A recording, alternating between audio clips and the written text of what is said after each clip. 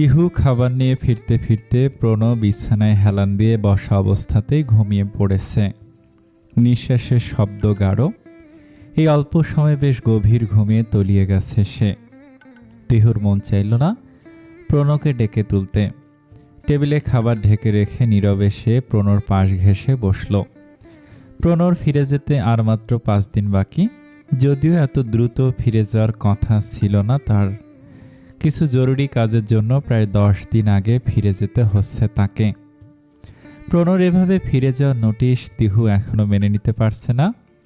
তার পাশে প্রণর থাকবে না ভাবলেই তার বুকের ভেতরটা অস্বাভাবিকভাবে মুচড়ে ওঠে। কে জানতো এই লোকটা তাকে এভাবে কষ্ট দিবে। আগে জানলে সে কখনোই এই লোকের প্রেমে পড়ার মতো ভুল করত না। তিহুর চোখ আবারও ভিজে আসে। সে কাঁদতে চায় না, কিন্তু চোখ কি আর তার বাঁধ মানে।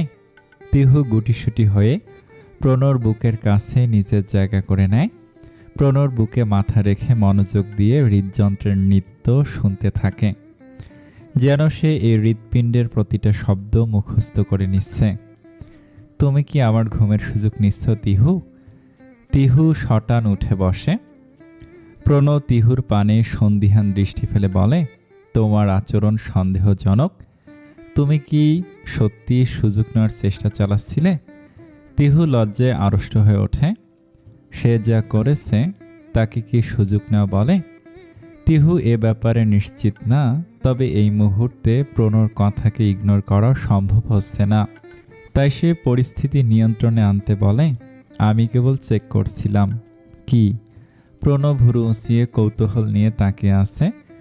তিহু ভেবে পায় না কি বলবে। আমতা আমতা করে বলে, দেখছিলাম আপনার হার্ট ঠিক আছে কিনা। তো ঠিক আছে। প্রণব ঠোঁটে রহস্যময় হাসি। তিহু চোখ সরিয়ে নেয়।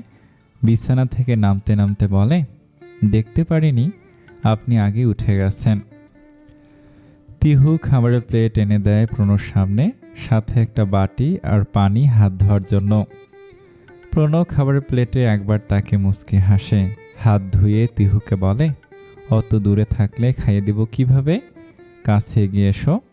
অ্যাটলিস্ট খাওয়ার সময় আমি কারো সুযোগ লুটে নেই না। So seal. তিহু প্রণর দিকে গরম চোখে তাকায়। তার চোখ মুখ লজ্জায় গরম হয়ে আসছে। এর থেকে বেশি হলে হয়তো শরীরের তাপমাত্রা ফ্যারেনহাইট স্কেলে 108 ডিগ্রি ক্রস করে ফেলবে। লোকটা ইচ্ছে করে তাকে লজ্জায় ফেলতে চাইছে, তা বেশ ভালোই বুঝছে সে। প্রতিশোধ হিসেবে খাবার গালে নেওয়ার সময় ইচ্ছাকৃতভাবে সে প্রণর আঙ্গুলে কামড় বসিয়েছে। প্রণব কোনো রকম প্রতিক্রিয়া না দেখালেও তিহু জানে ব্যথার পরিমাণ কম ছিল না মোটেই।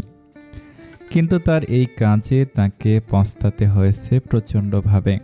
কারণের বিপরীতে প্রণব মুচকি হেসে জবাব দিয়েছে, আগে খাবার শেষ করো, আমাদের হাতে যথেষ্ট সময় আছে এসবের জন্য।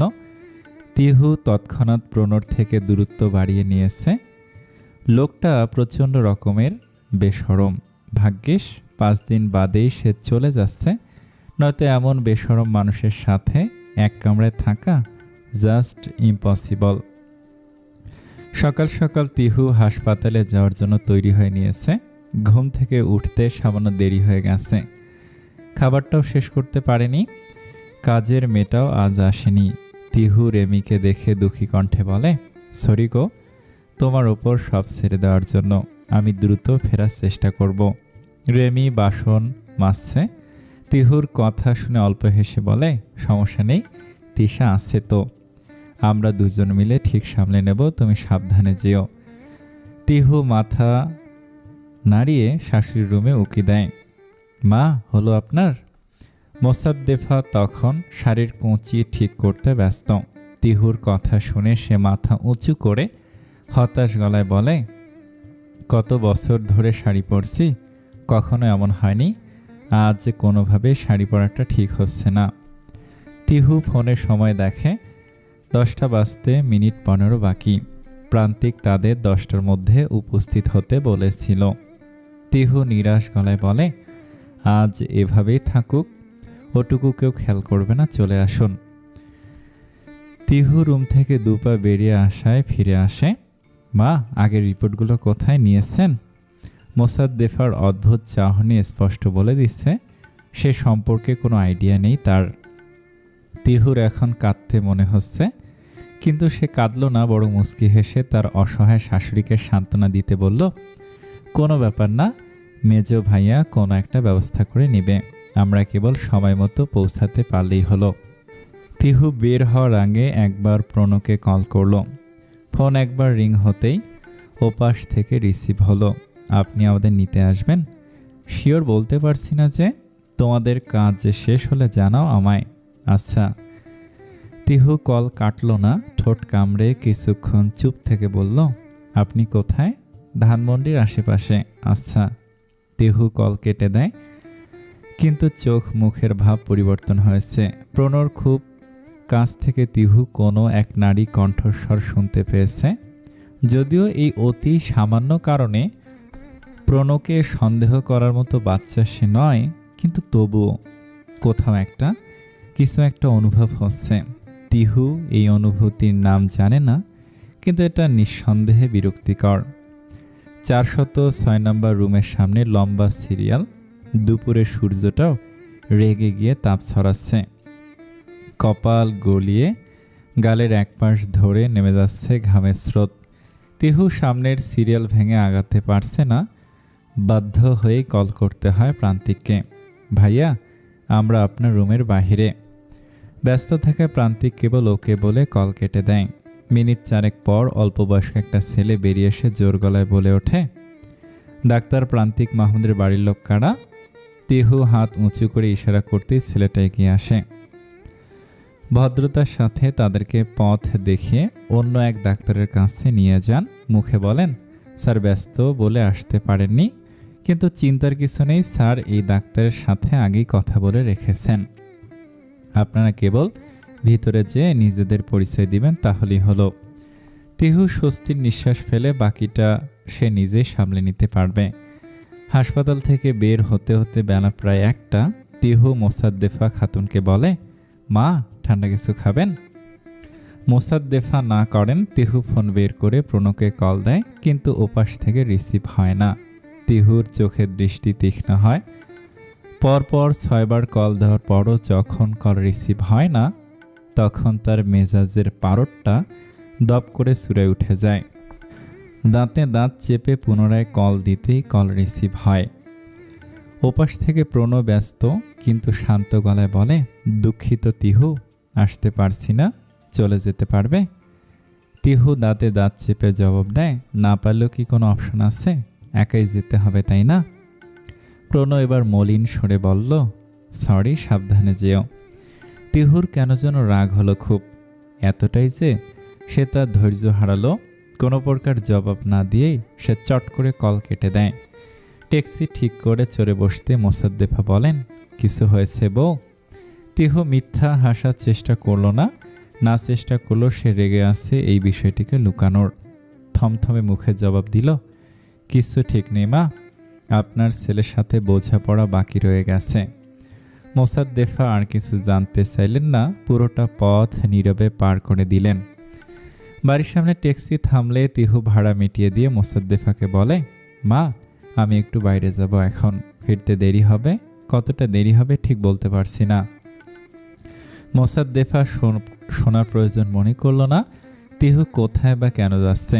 তিনি ব্যাগ থেকে 1000 টাকার দুটো নোট বের করে দিয়ে বললেন, যেখানেই যাও খাওয়া দাওয়া ঠিকঠাক করবে, প্রণ ফিরলে আমি জানিয়ে দিব ওই তুমি বাড়িতে নেই। তিহুর যে কি খুশি লাগলো, সে সাথে সাথে মোসাদ্দেফাকে জড়িয়ে ধরে বলল, আমি এই টাকা দিয়ে নিঃসন্দেহে প্রচুর খাওয়া দাওয়া করব। তিহুর বাড়িতে না থাকার কথা ইতিমধ্যে সবার ভিতর চিন্তার জট পাকিয়ে দিয়েছে। প্রিমা খানিক বাদে তিহুর নাম্বারে ডায়াল করছে, কিন্তু ফলাফল অপরিবর্তিত। সংযোগ প্রদান করা সম্ভব হচ্ছে না। প্রান্তি দাঁত দিয়ে নখ কেটে চলেছে। রেমি পায়চারি করতে করতে বলে উঠল, এটা একটু বেশি হয়ে গেল না? মেয়েটা একবারও কি আমাদের কথা ভেবেছে?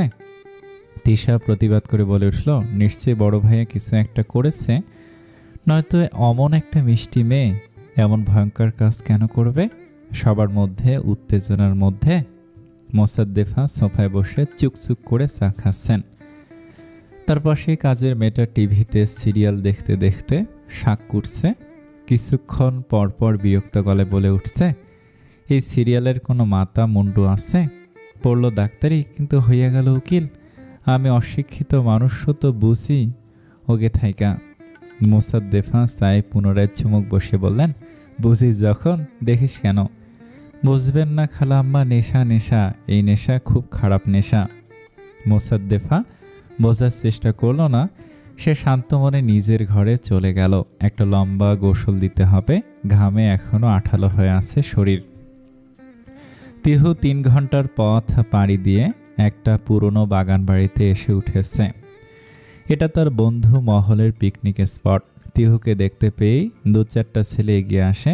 তাদের মধ্যে কোকড়া চুলের অধিকারী সুন্দরী মেয়েটা বলে ওঠে, তোর বর তোকে একা ছাড়লো? ছাড়বে কেন, আমি ছুটে এসেছি। তিহুর কথায় ছেলেমেয়েগুলো উচ্চস্বরে হেসে ওঠে। তিহু ও হাসিতে যোগ দেয়। তাগাদ দিয়ে বলে, আজকের মেনু কি? কোকড়া চুলের অধিকারী মেয়েটা কাউকে কল দিতে দিতে বলল, তুহিন আর সাবের খাবার আনতে গেছে, চলে আসবে কিছুক্ষণের মধ্যেই, আনলেই দেখিস। তিহু দোতলা দালানের দোতলার একটা রুম নিজের আয়ত্তে নিয়ে নেয়। রুমে ঢুকে শটান শুয়ে পড়ে। তার চিন্তা আর আনন্দে ঘুম ঘুম পাচ্ছে। চিন্তা হচ্ছে বাড়ির মানুষদের জন্য। কে কি ভাবছে তা সে জানতে না পারলেও একটু অপরাধ বোধ কাজ করছে।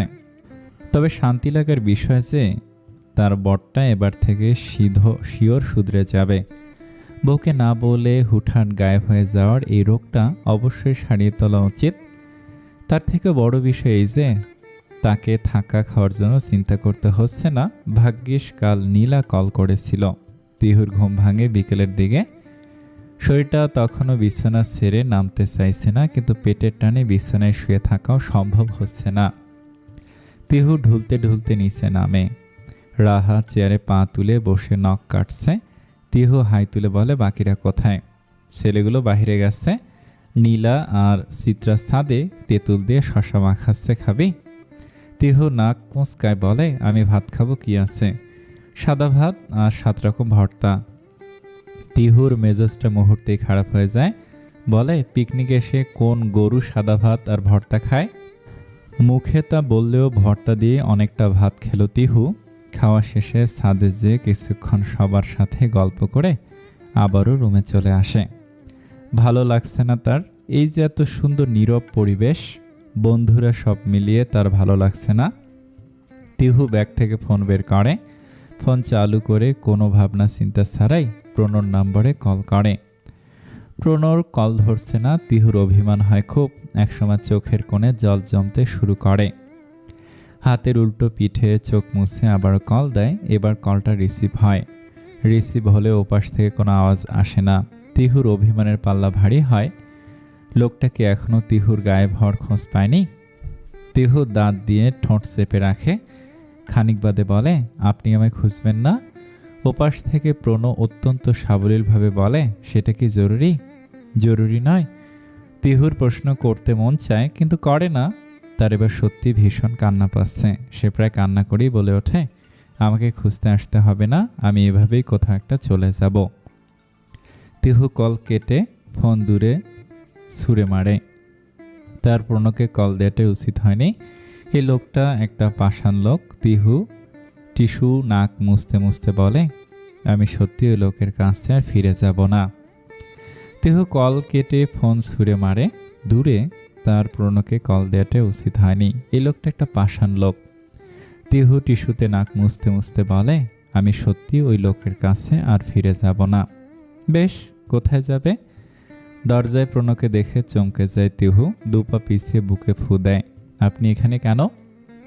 তিহু এখনো নাক টানছে। প্রণ শার্টের হাতা ফোল্ড করতে করতে বলে, বউ পালিয়েছে, খুঁজতে খুঁজতে এখানে এসে উঠলাম। তিহু চুপ। খানিক বাদে নাক টেনে বলে, এমন করার জন্য সরি, কিন্তু আপনি সবসময় এমনটাই করেন। কোথায় যাচ্ছেন, কেন যাচ্ছেন কিছু না জেনে নিরুদ্দেশ হয়ে যান।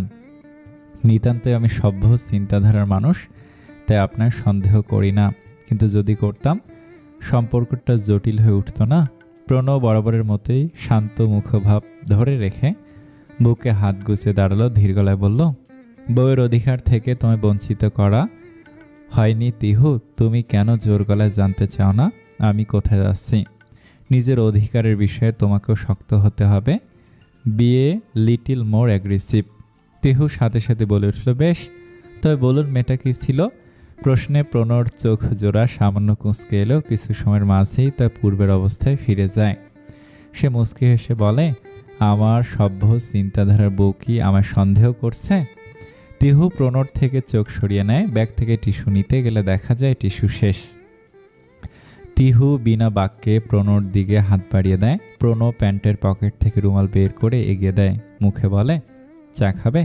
চলো হেঁটে আসি বাহির থেকে। তখন প্রায় সন্ধ্যা। পরিবেশ অস্বাভাবিক আকারে সুন্দর। শান্ত আকাশ আর নীরব পরিবেশ, মাঝে মাঝে হালকা বাতাসের ফিসফিস শব্দ। তিহু না করতে পারে না। প্রণকে রেখে সে একাই রুম থেকে বেরিয়ে আসে। আগে প্রণ আসে তার পিছু পিছু। বাড়িটার সামনে খোলা উঠান। উঠানে লোহার ব্রেঞ্চ রয়েছে। রাহা আর নীলা সেখানে বসে চিপস খাচ্ছে। অন্য পাশে চেয়ার গোল করে পেতে চিত্রা, তুহিন, সাবের আর তামিম গল্প করছে। তিহু সোজা ওদের কাছে গিয়ে দাঁত চেপে বলে, তোমাদের মধ্যে মির্জাফরটাকে? সবাই চুপ। একে অন্যের দিকে তাকিয়ে বোকা মুখ করে বসে আছে সবাই। নীলা চিপসের প্যাকেট রাহার থেকে কেড়ে নিয়ে বলে, জীবন বাঁচানো ফরজ জানিস না? আমরা তো কেবল নিজেদের জীবন বাঁচিয়েছি। রাহা তাল মিলিয়ে বলে, একদম তাই, তোর বর যেভাবে হুমকি দিচ্ছে। রাহা মাঝপথেই থেমে যায়। চোখ অন্যদিকে সরিয়ে এমন ভান করে যেন সেই বিষয়ে কিছুই জানে না। তিহু নিজের পেছনে প্রণর অস্তিত্ব টের পেতে বুঝতে পারে রাহার আচরণের মানে। তিহু সবার দিকে I will see you later টাইপের দৃষ্টি ছুড়ে দিয়ে লোহার গেট পেরিয়ে বেরিয়ে যায়। লম্বা ইটের রাস্তা, দুধারে ছোট বড় সারি সারি গাছ, অল্প কিছু বাড়ি নজরে পড়ে। এখান থেকে মেইন রোড বেশ খানিক দূরে। তিহু হাঁটার গতি স্লো করে। প্রণর পাশাপাশি জায়গা করে নিয়ে হালকা করে কাশে বলে, কিছু বলার ছিল তোমার? প্রণর ফোন বের করে তিহুকে একটা ছবি দেখায়। সেখানে প্রণর সাথে অপরিচিত দুজনকে দেখা যাচ্ছে, যাদের একজন ছেলে এবং অন্যজন মেয়ে। প্রণব বলে, যেই ছেলেটাকে দেখতে পাচ্ছ ও আমার বন্ধু নাদিম, মেয়েটা ওর হবু বউ। ওদের প্রেমের বয়স যুগ পেরিয়েছে। সেই স্কুল লাইফ থেকে ওদের প্রেম। মেয়েটা আমাদের জুনিয়র, কিন্তু এত বছরে আমাদের সার্কেলের একজন হয়ে উঠেছে। গত 2 সপ্তাহ ধরে কিছু সমস্যা হচ্ছে ওদের ভিতর। মেয়ের বয়স হয়েছে, বাড়ি থেকে বিয়ের প্রেশার দিচ্ছে। এদিকে নাদিমের আরও কিছুদিন সময় দরকার। ছোট বোনের বিয়ে হয়েছে, 2 মাসও হয়নি। এই মুহূর্তে হাতে যথেষ্ট টাকা নেই, ব্লা। আজ মেয়েটা ওর বাসা থেকে পালিয়ে এসেছে, জোর করে বিয়ে দিতে চাচ্ছে পরিবার। তাই 4.5 ঘন্টার মতো রাস্তায় ঘুরে বেরিয়েছে। নাদিমকে কলে না পেয়ে আমায় কল করে। অমন পরিস্থিতিতে সবটা জানিয়ে বের হওয়ার কথা মাথায় আসেনি।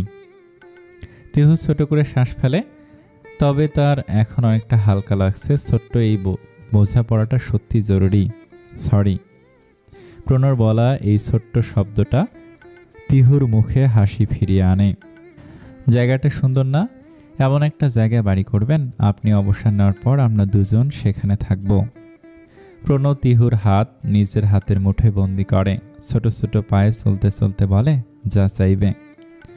মোসাদ্দেফা বহুদিন পর রান্নাঘরে পা রেখেছে। তবে আজ তার মন খুব ভালো থাকবেই বা না কেন? ছেলেমেয়েগুলো যে আস্তে আস্তে স্বাভাবিক আচরণ করছে তার সাথে। রেমি তাকে রান্নাঘরে দেখে বলে, মা কিছু লাগবে? নাস্তা বানাবে না? এই তো এখনই বানাচ্ছি, তুমি ঘরে যে বিশ্রাম করো, আমি বানাচ্ছি। রেমি মানা করতে যেও করে না। মোসাদ্দেফাকে খুশি লাগছে, সে তা নষ্ট করতে চাইল না।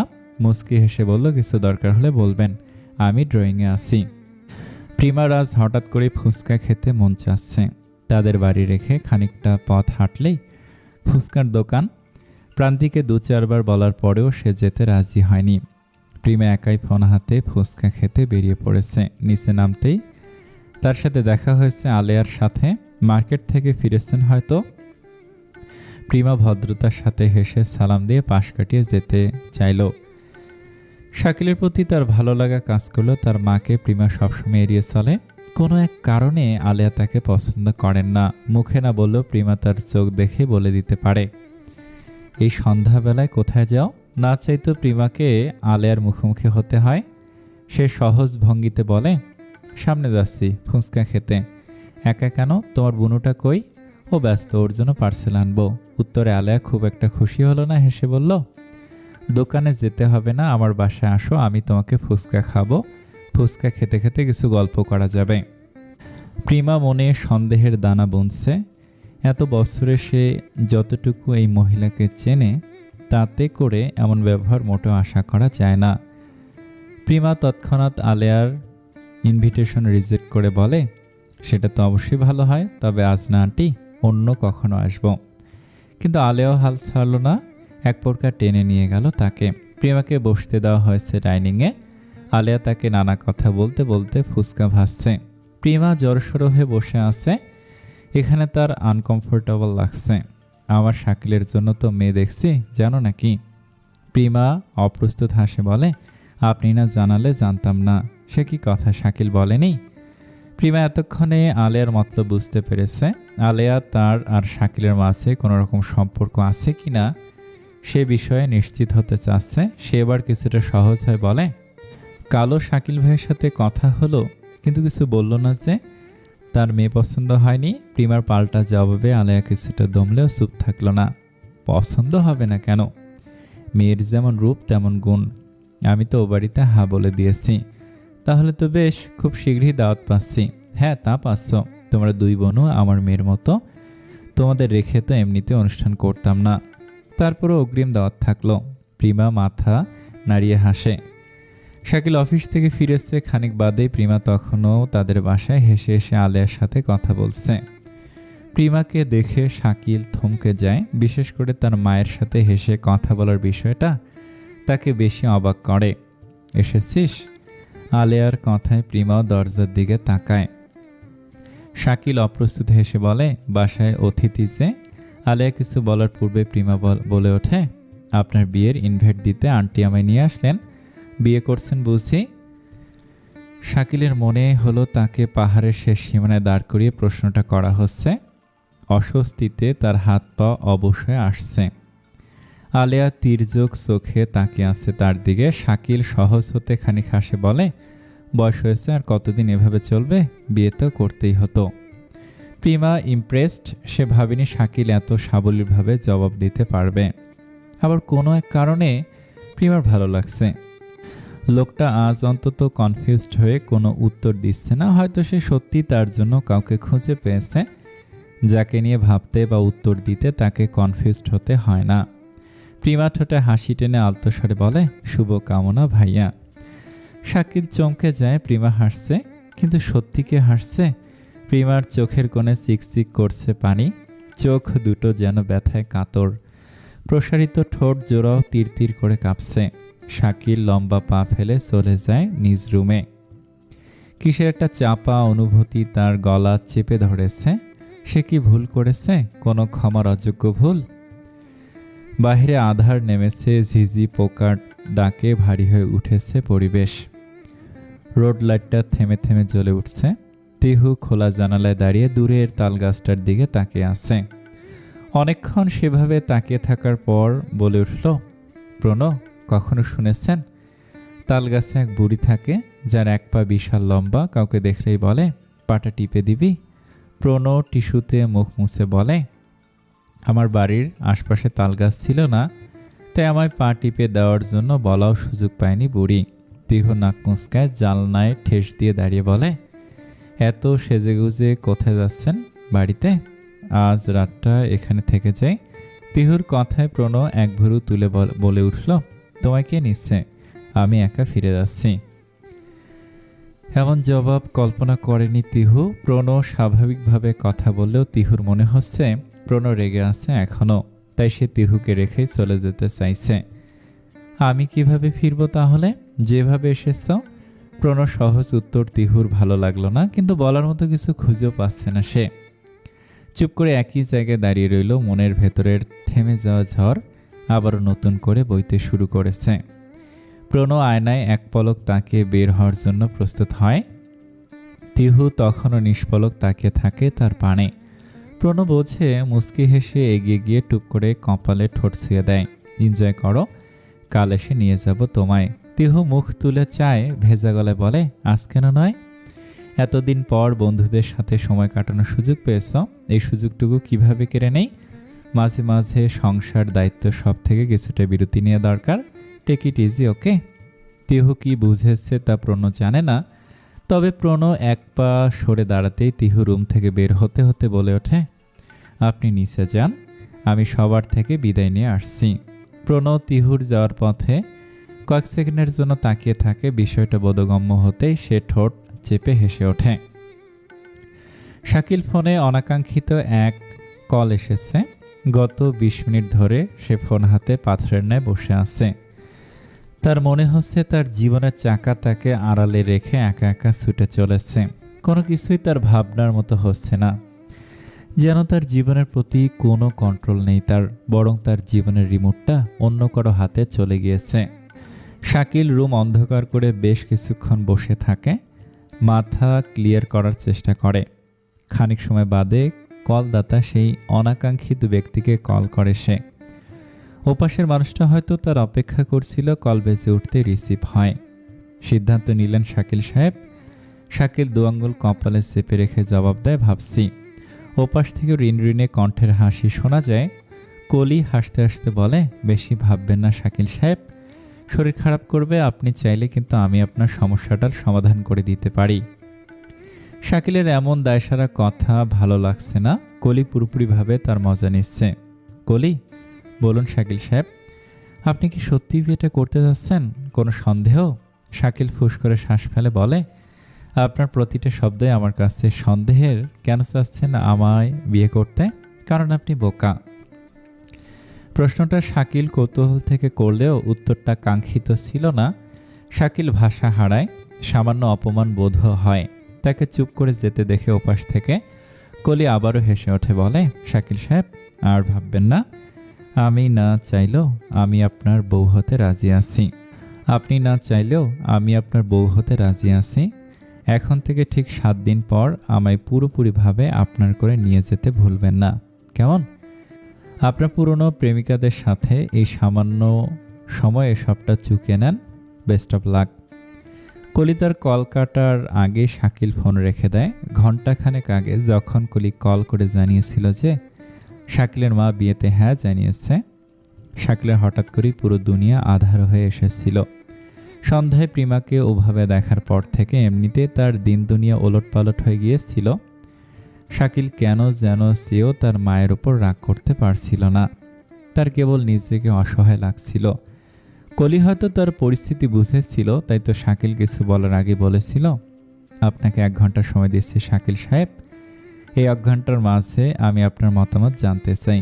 আপনার সিদ্ধান্তটা আমাদের জন্য চূড়ান্ত সিদ্ধান্ত হবে। কলির দেয়া 1 ঘন্টা শাকিল ভেবেছে, বারবার ভেবেছে, কিন্তু সে কোনো উত্তর খুঁজে পায়নি। সে কি চায়। সে কলিকে নিয়েও ভেবেছে, ফলাফল খুব একটা ভিন্ন নয়। শাকিল সেই মুহূর্তে বুঝতে পেরেছে প্রিমা বা প্রান্তি কেউই তার ভালোবাসা নয়, বরং ভালো লাগা। সে যাকে ভালোবাসে তার হয়তো এই পৃথিবীতে কোনো অস্তিত্ব নেই।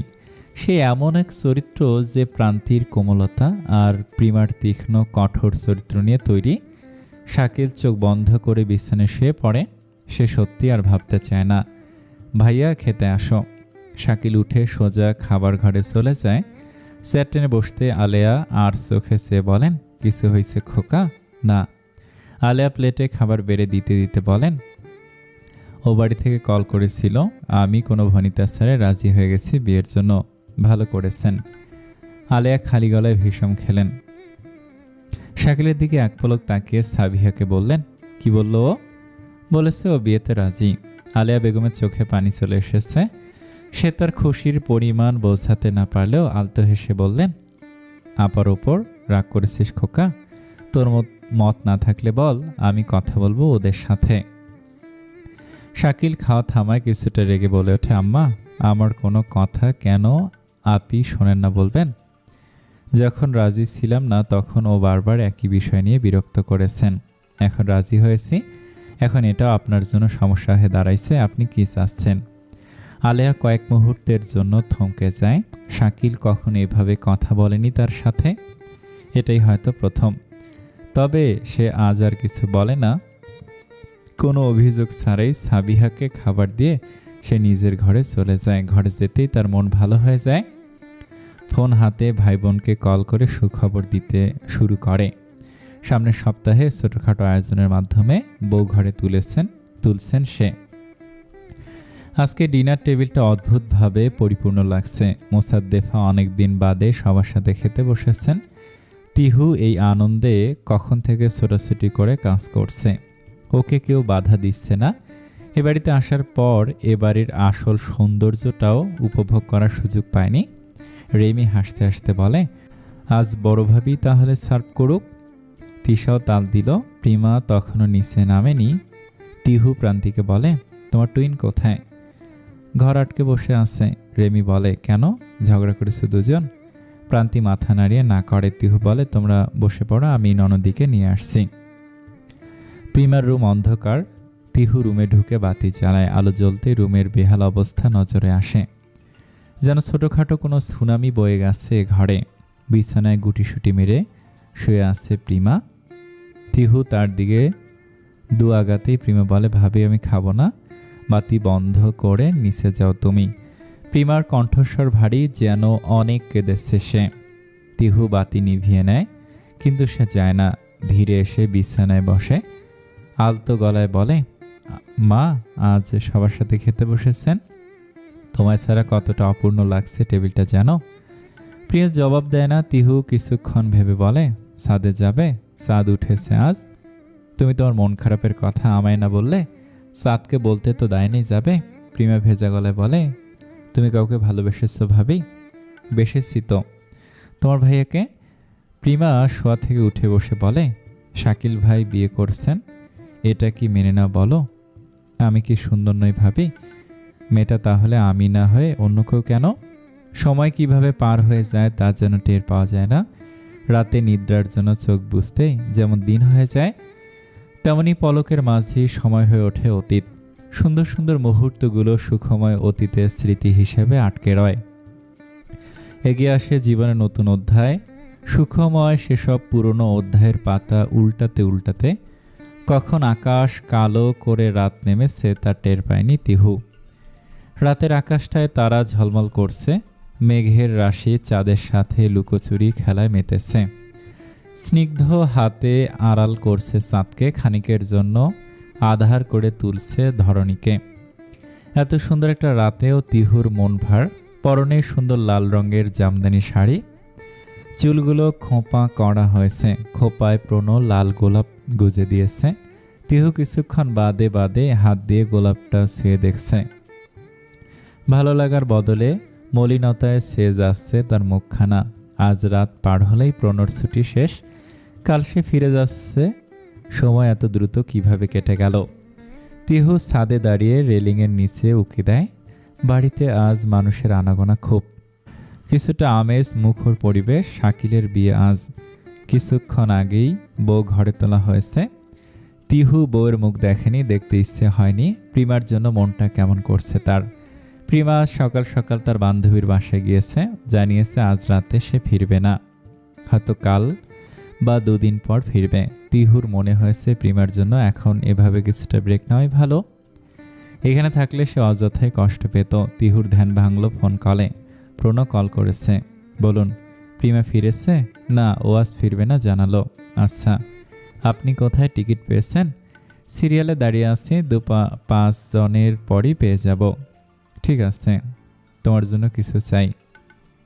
তিহু এ কথার জবাব দিতে কিছুটা সময় নেয়।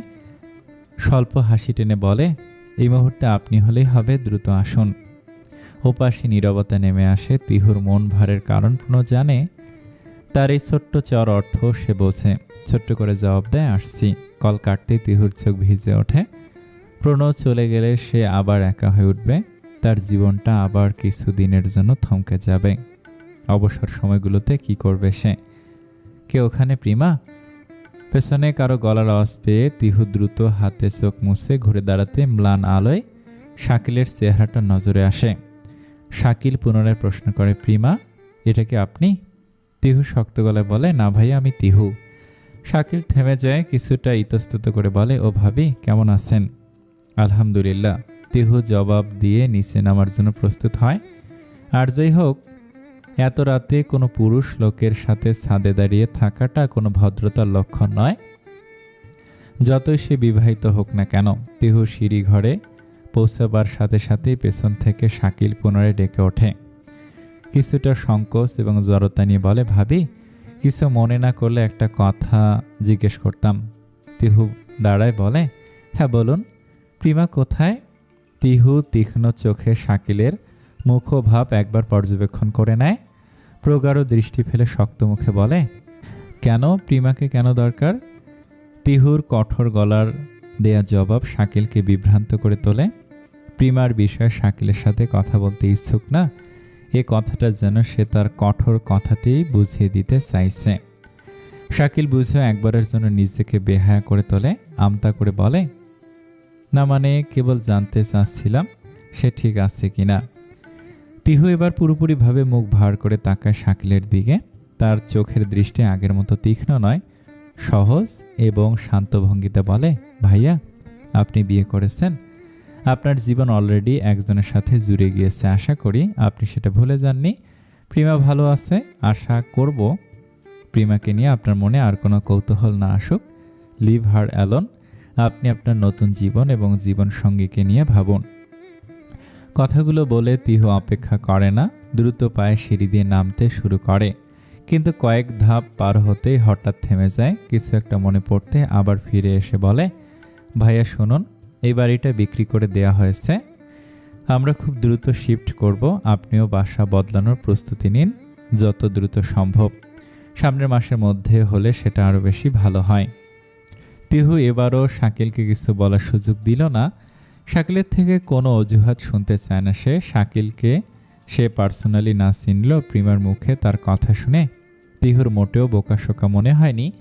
তিহুর মনে হয়েছে লোকটা শিয়ানা বোকা, বোকার মুখোশধারী এক চতুর লোক। প্রিমা তাকে চমৎকার ব্যক্তিত্বের একজন মানুষ বলে ব্যাখ্যা করেছে, কিন্তু তিহুর আজ তার সাথে কথা বলে তেমন কিছু অনুভব হয়নি।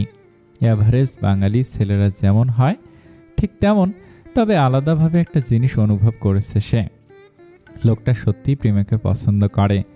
প্রিমার কথা জিজ্ঞেস করার সময় তার চোখের ভাষায় স্পষ্টতা জানান দিয়েছে, কিন্তু সে তার অনুভূতির ব্যাপারে অজ্ঞত। মূলত এ কারণেই তিহু তাকে বাড়ি ছাড়ার জন্য বলেছে। শাকিল তার অনুভূতির বিষয়ে ক্লিয়ার হলে তা ভবিষ্যতে সমস্যার কারণ হয়ে দাঁড়াতে পারে। তিহুর শাকিল মানুষটাকে কোনোদিন থেকেই ভালো ঠেকছে না। প্রিমা এই মানুষটার সাথে না জড়িয়ে ভালো হয়েছে। চারপাশে আধারে তলানো, শূন্যতায় তলিয়ে গেছে বাড়ির আমেজ। বহুদূর থেকে দু একটা কুকুরের ক্লান্তিহীন গঙ্গানির আওয়াজ ভেসে আসছে। রাতের এই নিস্তব্ধতা ভেঙে চুরমার করে দিচ্ছে প্রতিটি হুঙ্কার। ঘুম মজে যাওয়া এই শহরের বুকে দুজন মানুষের চোখ এখনো ঘুম নেই। ঘরের বাতিটা তখনও জ্বলছে। খোলা জানালা থেকে ফুরফুর করে বাতাস ঢুকে জানালার পাশের পর্দাটিকে দুলিয়ে তুলছে। অন্ধকারে রাতের মতোই আধারে তলানো তিহুর সুন্দর মুখখানা। সে মেঝেতে বসে প্রণো লাগেজ গুছিয়ে দিচ্ছে। ভাঁজ করা শার্টগুলোর ভাঁজ খুলে পুনরায় ভাঁজ করে তা সুন্দর করে গুছিয়ে রাখছে লাগেজের এক কোণে। প্রণো বিছানায় আটশোয়া হয়ে বসে তিহুর কাজ সূক্ষ্ম দৃষ্টিতে পর্যবেক্ষণ করছে। সে বাসায় আসার পর থেকে তিহু এমন অদ্ভুত আচরণ করছে। এই আচরণের অর্থ যে তার অজানা এমন নয়। সময় পার হয়ে গেলেও তখন তিহুর কাজ শেষ হয় না। তখন সে ধৈর্যচ্যুত হয়, নিজে নেমে আসে বিছানা থেকে। অবাধ্য সঙ্গিনীর অভিমান ভাঙাবে না যেন, সে দুহাত বাড়িয়ে কোলে তুলে নেয় তিহুকে। তিহু চমকায়, বড় চোখ করে তাকায় প্রণোর দিকে। প্রণো সেদিকে খুব একটা গুরুত্ব দেয় না। তিহুকে বিছানায় নামিয়ে দিয়ে একই গতিতে সুইচ টিপে রুমের বাতি নিভিয়ে দেয়। তিহু হিসিয়ে বলে ওঠে, কি করছেন? আমার গোছানো বাকি এখনো। কথা না, চোখ বন্ধ করো। কিন্তু তিহুকে দ্বিতীয় কিছু বলার সুযোগ না দিয়েই শক্ত হাতে আঁকড়ে ধরে প্রণো। অন্য হাতে তিহুর মাথায় বিলি কেটে দিতে বলে। আজ এভাবে ঘুমাও, কাল থেকে তোমার যত ইচ্ছা কাজ করিও। রাত ফুরিয়েছে, ভোরের আলোয় তখন উজ্জ্বল চারপাশ। পূর্ব আকাশে সূর্য উঁকি দিয়েছে। স্নিগ্ধ জলরাশি জানালার সূক্ষ্ম ফাঁকাটুকু থেকে বেরিয়ে এসেছে। তিহু তখনও ঘুমে বিভোর। তার পাশের মানুষটা কখন উঠে পড়েছে সেদিকে হয়তো তার খেয়ালও নেই। বেডসাইড টেবিলে পড়ে আছে ছোট্ট একটা চিরকুট, যা কলম দিয়ে চাপা দিয়ে রাখা হয়েছে। প্রান্তি বিছানায় বসে মুখখানা ছোট করে বলে, বিরক্ত করার জন্য দুঃখিত ভাবি। ভাই না করেছিল তোমায় ডাকতে, কিন্তু প্রিমাকে লাইনে পাচ্ছি না। কাল বিকেলের পর ওর সাথে আমার আর যোগাযোগ হয়নি। তিহু প্রান্তির চিন্তার কারণ বলছে। সে পুনরায় হাই তুলে বলে, চিন্তার কিছু নেই ননদি, সে ঠিক আছে। প্রান্তিকে নিরাশ দেখালো। প্রিমা ঠিক আছে এতটুকু সে জানে, কিন্তু সে কি মানসিকভাবে ঠিক আছে? প্রান্তির না বলা এই কথাটুকু তিহু বুঝে নেয়। সে প্রান্তিকে আশ্বস্ত করতে বলে, আজ বিকালে প্রিমা ফিরে আসবে, তাই চিন্তা করো না। কথার মাঝে তিহুর খেয়াল হলো প্রণয় নেই, তার লাগেজ নেই রুমে। তিহু চমকে দেয়াল ঘড়িতে তাকায়। তার বুকের ভিতরটা ডিপ ডিপ করছে। মনের কোনো এক জায়গা থেকে সে চাচ্ছিল সময় যেন বেশি না হয়, কিন্তু ভাগ্য কি সবসময় সহায় হয়? তিহুর ভাগ্য তিহুর পাশে ছিল না। প্রণর ফ্লাইট ছিল 7টায়, এখন সময় 7:18। তিহুর বুকটা ভার হয়ে আসে নিমিষেই। অভিমানে চোখে জমতে শুরু করে জল। কি হতো যাওয়ার আগে তাকে একবার ডাকলে? তিহুর চোখ পড়ে ছোট্ট টেবিলের ওপর। ছোট চিরকুটটা তখনও কলমের নিচে চাপা অবস্থায় পড়ে আছে। তিহু চিরকুটটা হাতে নিতে দেখতে পায় তাতে ছোট ছোট অক্ষরে লেখা রয়েছে, ঘুম ভাঙালাম না বউ, উঠে আমায় খুঁজে না পেয়ে অভিমান করো না কেমন, নিজের যত্ন নিও, খুব শীঘ্রই যোগাযোগ করব, অপেক্ষায় থেকো। চোখে জমা হওয়া জলটুকু এবার যেন বাধা ভেঙে গড়িয়ে পড়তে চায়। তিহু চিরকুটটা বালিশের নিচে রেখে বিছানা থেকে নামে বলে, প্রিমা বিকালেই ফিরবে, চিন্তা করো না, রাতে কথা হয়েছে আমার সাথে। চোখের জলটুকু লুকাতে সে উঠে ওয়াশরুমে চলে যায়। তিহু যেতেই প্রান্তি তার হাতে থাকা ফোন দিয়ে প্রণর ফোনে মেসেজ পাঠায়, ভাই ভাবি উঠেছে, মন খারাপ করেছে মনে হচ্ছে, একবার বলে গেলে ভালো হতো না? মেসেজ সিন হয় না। অবশ্য সেটা আশাও করেনি প্রান্তি। কে জানে এবার কতদিনের জন্য যোগাযোগ বিচ্ছিন্ন থাকবে। প্রণয় চলে যাওয়ার পর থেকে তিহুর জীবনের পাতা খুব দ্রুতই পাল্টে যাচ্ছে। সে ভেবেছিল তার সময় কাটতে চাইবে না, কিন্তু তিহু বর্তমানে পাক্কা গৃহিণী হয়ে উঠেছে। সংসার সামলে সে নিজেকে দেওয়ার জন্য খুব অল্প সময় হাতে পায়। তাছাড়া প্রান্তি আর প্রিমা তো রয়েছেই, ওদের জন্য তার অবসর সময়গুলো হয়ে ওঠে ব্যস্ততার। এভাবে দেখতে দেখতে যেন কিভাবে 3টা মাস পেরিয়ে গেল। প্রণর সাথে তখনও কোনো যোগাযোগ নেই।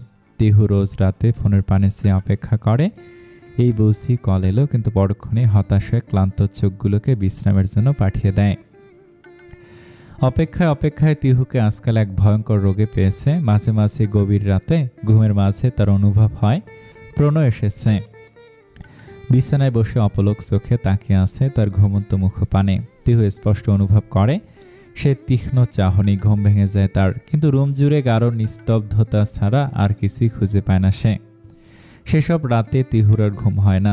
বাকি রাতটুকু সে ডায়েরির পাতায় অগোছালো অনুভূতিরা জমা করে কাটায়। কখনো কখনো লিখতে লিখতে দু চোখ ভিজায়, কখনো দারুণ অভিমানে প্রণর রেখে যাওয়া সফেদ রঙের শার্টটাকে দু হাতে আঘাত করে। অবশেষে যখন ক্লান্ত হয়ে পড়ে তখন মেঝেতে ওভাবেই ঘুমিয়ে পড়ে। মোসাদ্দেফা দুদিন তাকে মেঝেতে ঘুমোতে দেখে বকেছেন। শেষে রাগ করে বলেছেন, প্রণয় ফিরলে বিচার দিব, বলবো তোর বউ যদি আমার কথা না শোনে তাহলে তোর সাথে নিয়ে যা। শাশুড়ির কথাটা খারাপ লাগেনি তিহুর। প্রণয় তাকে নিয়ে গেলে খুব একটা খারাপ হবে না। আজকাল তিহুর শরীর ভালো যাচ্ছে না, খাবারের গন্ধ ভালো লাগে না। তিহু ভেবেছে সে তার বরের শোকে দেবদাসী হওয়া পর্যায়ে পৌঁছে গেছে। তার শোক ঘুমকে কেড়ে নিয়েছে বহু আগে, এখন খাওয়াটাও। কিন্তু বিষয়টা শোকের না তা বুঝতে সময় লাগলো কয়েকদিন। এই তো দুপুরে মাছ রান্না করতে গিয়ে গা গুলিয়ে আসলো। ছুটে বাথরুমে যেতেই বমি হয়ে গেল। প্রথম দিকে এটাকে স্বামী শোকের অসুস্থতা ভাবে দেখলো বাড়ির লোকেরা, এখন এটাকে অন্য কিছু ভাবছে। রেমি থেকে রান্নাঘরের আশেপাশে যেতে মানা করে দিয়েছে। তিহু সেটাও চায় না। কিছু করার না থাকলে তার সময় কাটবে কিভাবে? মোসাদ্দেফা তাই তিহুকে কাঁথা সেলাই করা শেখাচ্ছে। 2 দিন হলো তিহু তার শাশুড়ির সাথে বসে বসে কাঁথা সেলাই করা শিখছে। প্রিমা তো তা দেখে মজা করে বলে, তোমরা যে হারে কাঁথা সেলাই করছো, এ তো 4 পুরুষের বাচ্চা কাচ্চারাও শেষ করতে পারবে না। এক কাজ করি, চলো অনলাইনে সেল করে দেই, ভালো হবে না? তিহু প্রতি উত্তরে বলে, তুমি বিয়ে করে নাও না ননদি, তাহলে আর বিক্রি করার প্রয়োজন পড়বে না। প্রিমা উত্তরে লাজুক হাসে বলে, তুমি ছেলে খুঁজে দিলে আমার বিয়েতে আপত্তি নেই, তোমার কাঁথার সামান্য ভাগ নিতে হেল্প করতেই পারি। তিহু চোখ বড় বড় করে তাকায়। প্রিমা শব্দ করে হেসে ওঠে। এ কমাসে শাকিল নামক বিভীষিকা থেকে নিজেকে পুরোপুরিভাবে ছাড়িয়ে নিয়েছে সে। গত মাসে শাকিলেরা বাসা পাল্টেছে, তবে তিহুর মনে হয়েছে শাকিল ছেলেটাও তার জীবন আজকাল একদিন ঠিক গুছিয়ে নিবে। কলিমেটা চতুর, নিজের সংসার আয়ত্তে আনা তার পক্ষে খুব একটা কষ্টকর হবে না। তবে এত কিছুর মাঝে যাকে নিয়ে তিহুর খুব চিন্তা হচ্ছে সে হচ্ছে প্রিমা। মেয়েটা কেমন চুপ হয়ে পড়েছিল, হঠাৎ করে এসবের সাথে মানিয়ে নিতে খানিক ক্লান্ত হয়ে পড়েছিল। প্রিমাকে সে ধকল কাটিয়ে উঠতে দেখে সত্যি ভালো লাগছে তার। তিহু মুখ ফুলায়, রাগের ভান করে বলে, তোমরা দেখি বোনেরা ঘষিটে বেগমের মতো, মায়াদয়া নেই, পাষাণ স্বভাবের। তোমার ভাইটা না বলেই হাওয়া হয়ে গেল, আজ অবধি বউয়ের খোঁজ পর্যন্ত নিল না, যেন বিয়ে করে দায় সেরে ফেলেছে। অন্যদিকে তুমি ননদিও আমাকে একা ফেলে রেখে পালাবার জন্য এক পায়ে দাঁড়িয়ে আসো, একটু কি মায়া নেই তোমাদের? তিহুর কথায় ভঙ্গি পরিবর্তন করে দেখে প্রথমে হকচকিয়ে গেলেও পরে হেসে ওঠে প্রিমা। হাসতে হাসতে তার চোখে পানি এসে যায়। প্রান্তি ধমক দিয়ে বলে, চুপ করবি, আমি এখানে কিছু একটা করার চেষ্টায় আছি। প্রান্তি তার পোক্ত হাতে তিহুর কাঁথা সেলাই করার দৃশ্যটা ক্যানভাসে বন্দি করার চেষ্টায় আছে। রং তুলিতে আঁকা সে ছবিখানে তিহুকে প্রচণ্ড প্রাণোচ্ছল লাগছে। এই যেন সেই পুরনো তিহু যে উজ্জ্বল মুখে ছুটে বেড়াতো, কোনো বাধা না মেনে। জানালায় কিছু চাল ছড়িয়ে দিয়ে পর্দার আড়ালে সতর্ক দৃষ্টি ফেলে বসে আছে তিহু। দূরের ডালটায় দুটো নাম না জানা পাখি বসে আছে। চেষ্টা তাদের দৃষ্টি আকর্ষণ করা। বিগত 10 মিনিট ধরে সে এভাবেই চাল দিয়ে অপেক্ষা করছে তাদের আগমনের জন্য, কিন্তু কয়েক মিনিট পার হলেও তারা আসলো না, বরং উড়াল দিল আরও দূরের কোনো এক ডালের ঠিকানায়। তিহুর পর্দার আড়াল থেকে বেরিয়ে আসে, ফুস করে শ্বাস ফেলে কাউকে বলে, দেখলি আমাদের মাছ ছেলেকে কেউই দাম দেয় না, যেখানে তোর বাপটাই দাম দেয় না সেখানে ছোট্ট পাখিটা কিভাবে দিবে? কোনো জবাব না এলেও তিহু এক নীরব জবাব কল্পনা করে নেয়। মুখ ভার করে বলে, আমি তোর বাপকে দোষারোপ করছি না সোনা, তোর বাপ সত্যি একজন খারাপ মানুষ। এভাবে কেউ বউ ফেলে চলে যায়? আমার কথা বাদ, তোর কথা একবারও ভেবেছে সে? কথা বলতে বলতে গলার স্বর মলিন হয়ে আসে তার। নিচু গলায় বলে, তোর কথা তো সে বোধহয় জানেও না। সে যখন ফিরবে তুই তখন অনেক বড় হয়ে যাবি, তাকে বাবা বলে ডাক দিলে দেখবি সে জ্ঞান হারিয়েছে। বিষয়টা তিহু সত্যি ভেবে দেখেছে, প্রণয় যদি আর 2 বছর পর ফেরে ততদিনে তাদের বাচ্চাটা বড় হয়ে যাবে। প্রণয় কি তাকে দেখে চমকে যাবে না? হয়তো উল্টাপাল্টা কিছু ভেবে কোনো সিন তৈরি করতে পারে। তিহু তখন কি করবে? রাগ করবে নাকি অভিমান? তিহুর মনে হয় সে দুটোর কোনোটাই করবে না, বরং প্রণর চিন্তিত মুখ, ঘাবড়ে যাওয়া চোখ দেখে হাসিতে ফেটে পড়বে। হাসতে হাসতে সে মেঝেতে গড়াগড়ি খাবে। তিহু আবারও একবার তার ফোন চেক করে, কোনো কল আসেনি। সে ফোনটা পূর্বের অবস্থায় রেখে দিয়ে বলে, আজ থেকে আমিও আর অপেক্ষা করব না, একদমই না। তিহু বিছানায় যে শুয়ে পড়ে। সময়ের সাথে সাথে তার ঘুমের পরিমাণ বেড়ে যাচ্ছে। কোনো কাজ ছাড়াই তার নিজেকে সর্বক্ষণ ক্লান্ত লাগে। বিছানায় পিঠ ঠেকানোর সাথে সাথেই ঘুম ঝরিয়ে নেয়। তাছাড়া তার শরীরটাও এখন আগের থেকে কিছুটা স্বাস্থ্যবান বলে মনে হয়। মুখখানা খানিকটা গোল রসগোল্লার আকার ধারণ করেছে। পেট খুব একটা না ফুললেও স্বাভাবিকের তুলনায় অল্প বড় হয়েছে। হাঁটতে ইচ্ছা হয় না। খাবার তার রুমে দিয়ে যায় রেমি। তিহুর রুমে টেলিভিশন ছিল না। প্রান্তিক কিছুদিন আগে টেলিভিশন সেট করে দিয়েছে। একা একা খুব একটা খারাপ লাগে না তার। তিহুর আজ ঘুম ভাঙল অনেক দেরিতে। সাধারণত সে দুপুরে এতটা ঘুমায় না, বিকেলের দিকে তার প্রচণ্ড ক্ষুধা লাগে। কাজে ঘুম থেকে উঠে হালকা খাবার খেতে হয় তাকে, কিন্তু আজ ঘুম ভাঙল রাত করে। তিহু নড়াচড়া করতে পারছে না, শরীরে প্রচণ্ড ভার অনুভব হচ্ছে। 2-1বার চেষ্টা করতে কেউ বলে উঠল, ক্ষুধা লেগেছে, খাবে কিছু? চেনা কণ্ঠস্বর। তিহুর মনে পড়ে সেই প্রথম দিনের কথা। এভাবেই প্রণয়কে প্রথম দেখেছিল সে। তিহুর থমকে যাওয়া হৃদস্পন্দন আবারও চলতে শুরু করে তীব্র গতিতে। সে টলমলে চোখে মাথা নোয়ায়, কপাল ঠেকায় প্রণর বুকে। ফিসফিস গলায় বলে, এত দেরি কেন করলেন প্রণব? আমি অপেক্ষা করেছি, অনেক অপেক্ষা করেছি, প্রতিটা মুহূর্ত আপনার অপেক্ষা করেছি, আগে কেন আসলেন না? প্রণর হাতের বাঁধন জোরালো হয়। সে তিহুর মাথায় আলতো করে হাত বুলিয়ে দিয়ে বলে, আগে এলে কি তুমি অপেক্ষা করতে দেখতে পেতাম? অপেক্ষার ফল মিষ্টি হয় তিহু, আজকের এই মুহূর্তের মতো মিষ্টি। তিহু অনুভব হলো এটা সত্যি এক উষ্ণ মিষ্টি অনুভূতি, অনেকটা সূর্যাস্তের রক্তিম লাল সেই আকাশের মতো সুন্দর, মিষ্টি আর ভালোবাসায় পূর্ণ এক অনুভূতি। সমাপ্তি। গল্পটা কেমন লেগেছে কমেন্টে জানাবেন। নতুন গল্প ইতিমধ্যে এসে গেছে, প্লিজ প্লিজ প্লিজ সাপোর্ট করবেন। কারা কারা নতুন গল্পটি শুনেছেন কমেন্টে জানাবেন। ধন্যবাদ সকলকে। আসসালামু আলাইকুম।